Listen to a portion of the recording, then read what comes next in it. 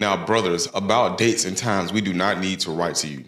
For you know very well that the day of the Lord will come like a thief in the night, while people are saying peace and safety. Destruction will come on them suddenly, as labor pains on a pregnant woman, and they will not escape. And they are not going to escape. And see, that's why I'm trying to start this off with the word for y'all today, because they want to so-called use the word to against people, but they're actually using the word against their very own people. And yes, this is a very real Bible. I don't ever slow up, no I don't take shit. I got no love for the fakeness. If you wanna play tough and wanna hate this, I'll always show up. Welcome to PTGtv. This is your host Antonio Hicks, and man, y'all know how we get down over here.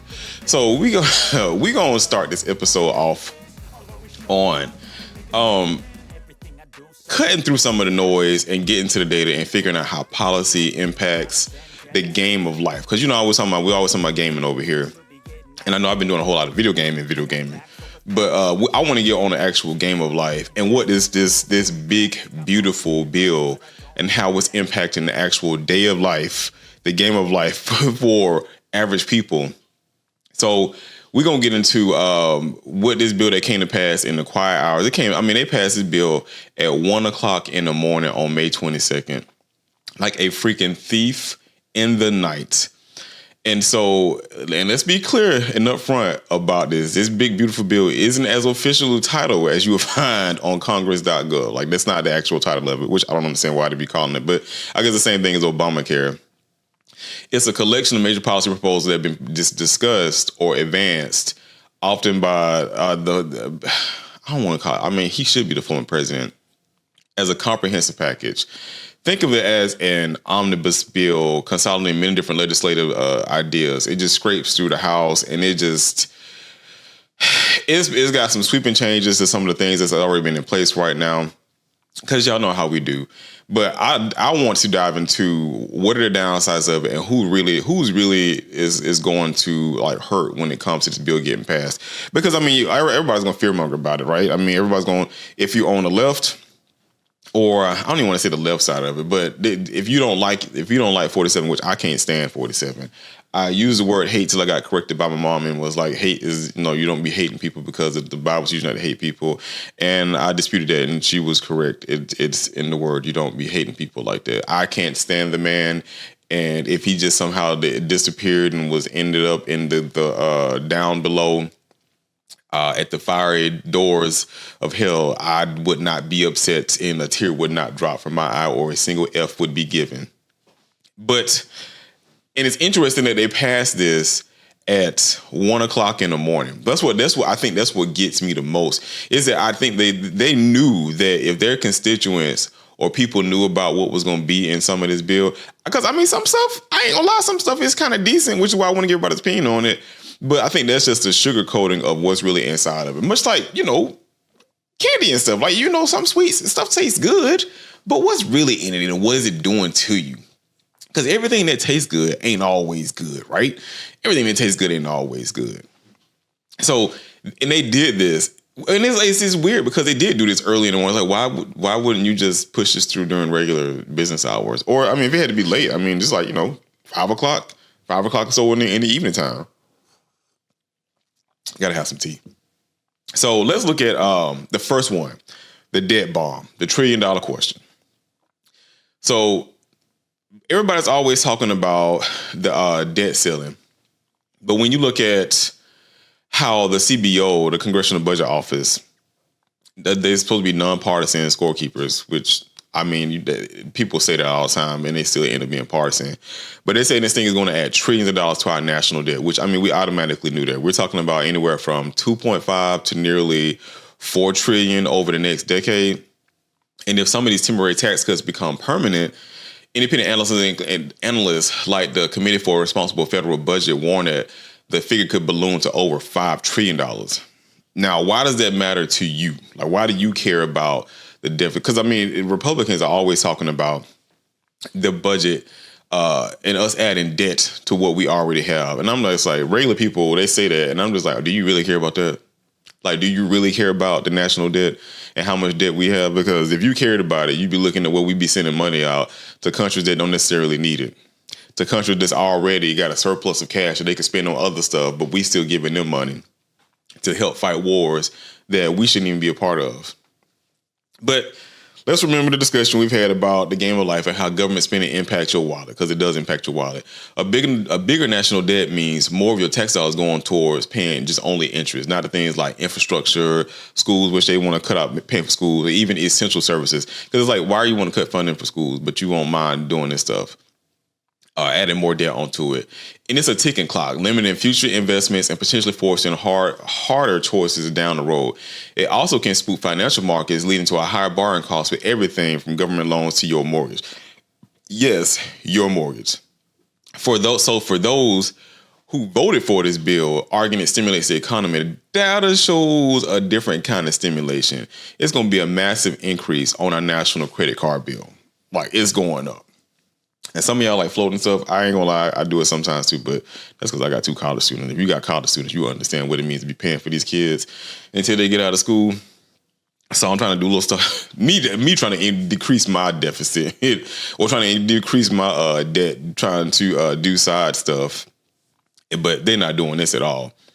So let's look at the tax cuts. Who gets the beautiful part of these tax cuts? So the core of this bill, what makes it beautiful to so-called some people, are the tax cut. It takes a lot of the 2017 Trump tax cuts. It makes a lot of the 2017 Trump tax cuts permanent. I can't even get my thoughts together. And adds new provision in like no federal income tax on tips or overtime, and even a deduction for interest on U.S. assembled car loans. And the child tax credit also gets a huge bump in it too. And then there's this big one for some folks, increasing the cap on the state and local tax or SALT deduction from $10,000 all the way up to $40,000 for many different households that's out there. So it sounds good, right?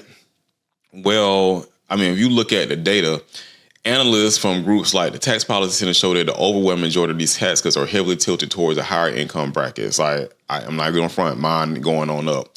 We're talking about the rich. I'm not in the 1%. About the richest 1% of Americans receiving the lion's share of the benefits, potentially tens of thousands of dollars on average. Meanwhile, the lowest 20% of income earners, they're looking at the average benefit of perhaps $160 in some cases, considering other economic factors like tariffs.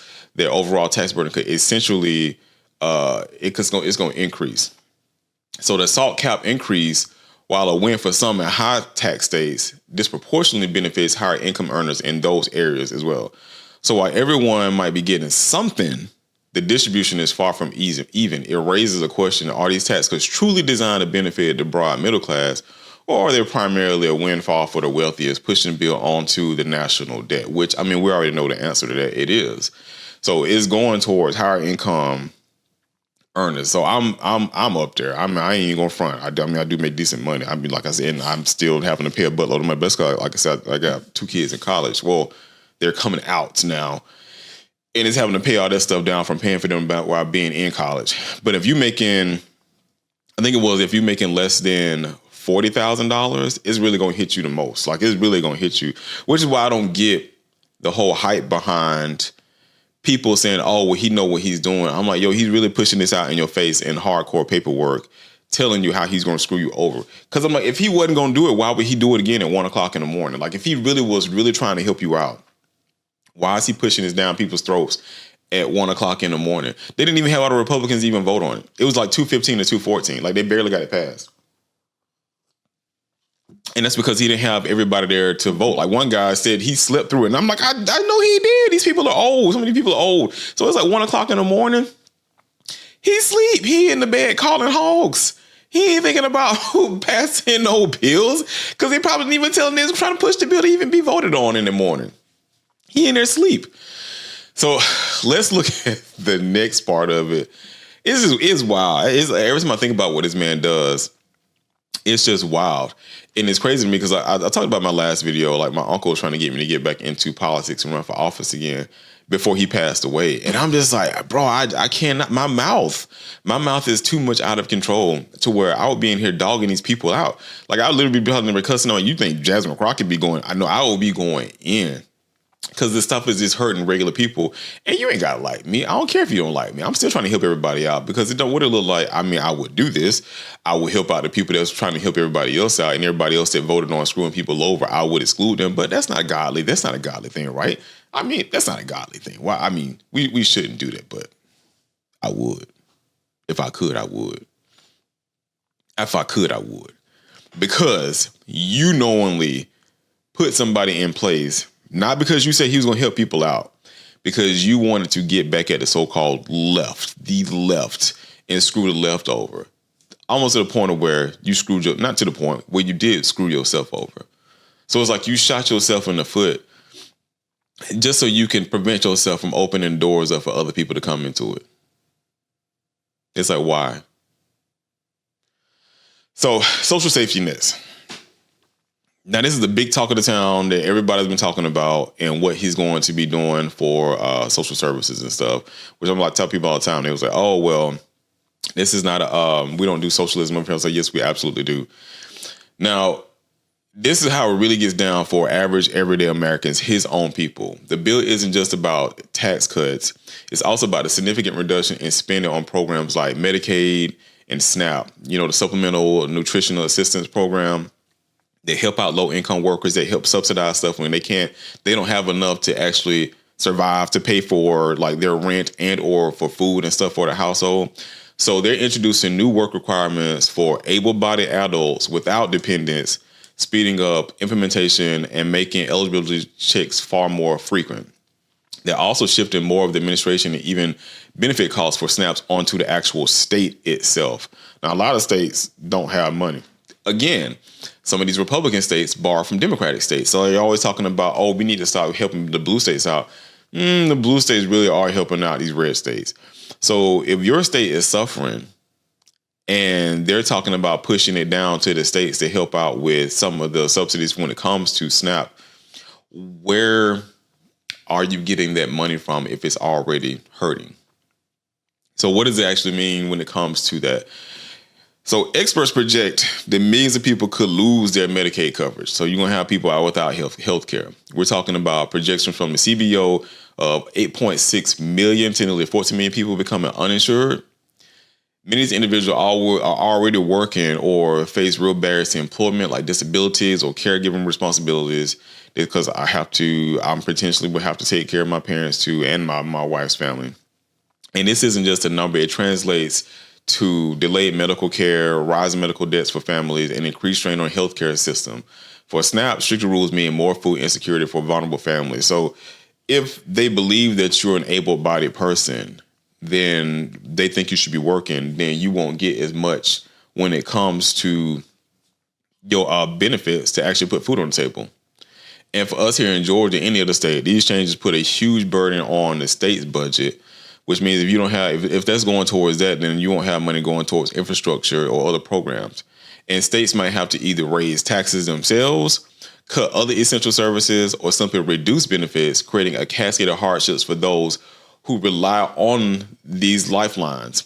It's a classic example of shifting the federal burden to the states and ultimately to the most vulnerable people. So if you live in a high city, well, no, because it still won't matter because, that's still local stuff. So the state still can pull, but whether it's, and that's the other people are going to get mad about too. So if you have high income earners here and they're paying high in taxes and stuff, and then they can't even get the money that you're planning on spending in taxes to go towards infrastructures or public schools or even healthcare stuff, and it's shifting down to other, like people always talking about, not everybody, but some people always talking about, well, why should my money going towards paying off student loans? It's my money. So now your money is going to go towards paying for people's benefits that you necessarily probably don't want even your money to go towards now. So, again, this goes against their own personal. Now, me, I'm all for helping everybody out.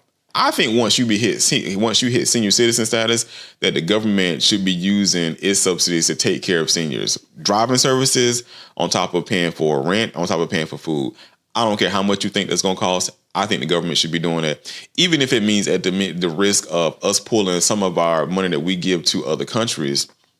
And I know that we have to use that to create relationships, but still, I think that we should. I'm one of those people where I honestly believe that we should make sure home is good first before we start giving out our all. Because, that's how we are in everyday life, right? you don't want to give out everything that you have in your house without making sure that you have everything that you need in your own house first, right? So I don't understand why we don't do that here and why people are so opposed to it. Like, I don't understand why people are so opposed to helping out disenfranchised people or people that don't have the means or ability to work those high-end jobs. Because still, at the end of the day, like they have, I think, I forget who it was. They've approved, I think, not Congress, the Senate approved for these wealthy people to create and form their own city. Now, we've had that experiment take place here, and I'm sure in other states too, but we had the same thing take place here in Georgia, in a place called Alpharetta. So, and I'm getting back to this because all this stuff is just, if it's the top earners making all the money and they want to create all this business and stuff, who are the ones working? And if I'm the one working, then how can I survive if everything that you are at is expensive as hell? So the experiment here was they moved all the rich, wealthy people into, we already had Buckhead here. If y'all don't know anything about Georgia or about Atlanta, we had Buckhead here, which where all the rich, wealthy people lived at downtown in the city. But then they want to create this other place called Alpharetta. So they created Alpharetta, and then Alpharetta initially started off moving all the rich, wealthy people in Alpharetta. And Alpharetta is gorgeous. It's beautiful. I mean, it really is beautiful.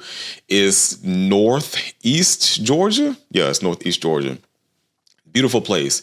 Problem is, though, when you have businesses, like people want to eat, they want to shop, right? Who working in those businesses? Like people are always saying those jobs aren't meant for adults. Well, what rich person said, my kids weren't working like that when they was in school, and I'm not rich. I receive it. But what rich person let their kids be working in school? Their kids don't be working like that. Their kids are never working like that. It's typically low income people. And what they found out was that people were not coming to Alpharetta because it was a drive to get up to Alpharetta, first of all. And then the pay wasn't high. We still at $750 here in Georgia. I think it's $725, yeah, for what people get paid here. Now, of course, businesses pay more, but still, I mean, it's still $750 here, our minimum wage. So I'm like, so now you're trying to do this on a national level, and I'm like, it's just not going to work because, I mean, as much as these people do not have that income like that, which is why when he was pushing the whole Tesla thing, I was like, your supporters can't afford a Tesla. I was like, they can't, especially a Cybertruck that costs $100,000. Your peer supporters can barely afford the lowest of lowest Tesla that's $40,000. I was like, what are you even trying to? And this is the thing that kills me when it comes to, like, I actually believe they're a cult. Because I was like, how are you so ignorant to this, to where you hyping this man up, and the person that he's pushing, you can't even afford to get any of his cars. And you probably wouldn't buy it because it wouldn't be feasible for you. It would not be economically feasible for you. Because a lot of them are blue collar workers. And I think they should drive EVs, but that's just my opinion. But I mean, they're not going to do it. But anyway, so that's how it's going to affect them and their bottom line overall. And then let's look at the energy education and immigration when it comes to what it's going to impact that's been introduced in the bill. So beyond all that big ticket item stuff, they have other provisions that have some serious downsides. The bill proposes rolling back or phasing out many of the clean energy tax credits from the Inflation Reduction Act. The clean energy, I can't even talk. The clean energy industry warns this could jeopardize hundreds of thousands of jobs and billions in investments, impacting our transition to cleaner energy and potentially raising long-term energy costs for consumers. And I don't get how you want to reduce us manufacturing creating clothes. I'm like, we're not out doing coal mining anymore. So I'm like, I understand. I mean, I do understand 100%, which is crazy to me because, again, if you're pulling it away, but Elon is one of your biggest supporters, wouldn't that affect him? Or I guess logic doesn't fall into place. And on student loans, the bill aims to streamline options and cap borrowing now. But it also proposes changes to the Pell Grant eligibility and could eliminate programs like the Grad Plus loans, which is what I just used to help pay for my kids' school. This could make higher education less accessible or more expensive for many students, particularly those who rely on Pell Grants or need to borrow for graduate degrees. And that's what we joke about, but I believe it to a degree. I think one of those things to where once all black people, a large majority of black people started getting educated, it was like, we can't have this no more. Like we can't have this anymore. We got to start making it harder for them to be able to get into school. I mean, because that's what we saw early on, right? College used to be super cheap. For the older generation, it was super cheap for them. But all of a sudden, all of us start getting degrees, and it was like, oh, no, we can't have this. We about to make this expensive as hell. But then, okay, back on the topic. And on border security, while it pours billions into wall construction and hiring more agents, it also proposes a $1,000 fee for asylum seekers, which is crazy to me. This raises serious humanitarian concerns and could deter individuals seeking legal refuge, pushing them to even more dangerous situations. The effectiveness of such large-scale wall spending is also a point of contention, with some studies suggesting limited impact on overall immigration. So it's like you're trying to charge people to come into this country, which is nuts to me because I'm like, oh, y'all came here for free. All of your generation, your great-grandparents came here for free. None of y'all from this country. I can at least say some of my ancestors were in this country before you showed up over here. And we have data to support that. You were not from this country. You were not. But you came here for free, stole land from people, built it up, you colonized it, and you got rich off of it, and now you're telling everybody the doors are closed. Because you're afraid you're being replaced. So, I don't know. So this big, beautiful bill, certainly it's not a big, beautiful thing at all. But as we dissected the data, it's clear that there are some significant downsides, a massive increase in national debt, tax benefits heavily skewed towards the wealthy, and substantial cuts to crucial safety net program that will disproportionately affect low income and vulnerable Americans. I mean, it's a big, bold play passed with very little margin in the House, and now it's headed up to the Senate. As somebody that's ran for office, I've seen how all these deals go down often in the dark of the night with compromises being made behind closed doors. But the implications of the bill will be felt in every household across this country. Now, what are y'all thoughts on it? How you think it's going to affect you? Do you think it's going to be able to help boost your bottom line? You think you could benefit from it? I mean, they did have... I agree with some of it. I mean, if you're a high income earner, I mean, you could benefit. It's gonna help you out. It'll boost you up. But I mean, I don't know. I can't take that back. I can't say I agree with a lot of it. I can't. And what's crazy is I don't think it's supposed to go into place until 2028. I think it's 2028. So, what are y'all thoughts on it? How do y'all feel about it? Do you even care? Do you even care about it? Or are you like me, is that, we've always struggled in our community. So to me, it ain't too much of a difference in what we've gone through. I don't think I will. And the people that, some of the people I hang around with, I think we're going to be okay, which is sad because, I mean, a lot of us are doing well. It's just sad. I can't even say there ain't no plus side to it. It's just sad, man. It's sad. I think we all supposed to be here to help each other out. And I think that's what we were put here for. So, yeah, what are y'all thoughts on it? Let's talk about it down below. Thank y'all for tuning in to this episode. Remember, take y'all L's every day. Live for today, because tomorrow's not promised. Laugh about the things that you have no control over, and lead with your heart, because I honestly believe if you lead with your heart, God will send nothing but goodness and grace your way. So thank y'all for tuning in. Love y'all. Until next time. Oh, I wanna run off and fly.